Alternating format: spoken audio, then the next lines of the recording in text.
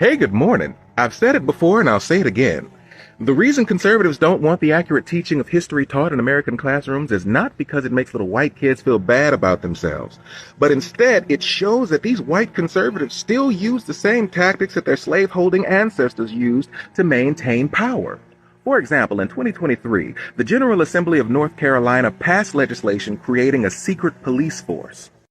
The bill would grant the Joint Legislative Commission on Governmental Operations the ability to investigate possible instances of misfeasance, malfeasance, nonfeasance, mismanagement, waste, abuse, or illegal conduct. In order for them to be able to do their investigations, the Commission would be able to access documents or records related to any contract awarded to the state and their subcontractors. The Commission and its staff would be able to access any building owned or leased by a state agency, local government, public authority, or non-state entity receiving public funds. What does that mean? It means that this secret police force can now enter your home, especially if you have a subcontract with the state. That means that this secret police force can even go into law firms that receive state funding for court-appointed attorneys. That's doing away with attorney-client privilege. If a secret police force with the authority to barge into your home and take whatever they want and arrest you sounds familiar in any way, it's because it's what happened in the Carolinas in the 1700s when white people created slave patrols. Slave patrols are the grandfather of modern policing. White men aged 6 to 96 were given the authority to barge into any black person's home to search through their things to see if they had anything that was deemed illegal, like weapons or books.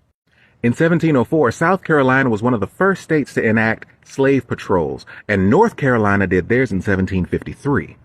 These slave patrols also reinforced a sense of solidarity between white slave owners and poor white people. It also reinforced poor whites' legal supremacy and control over black people.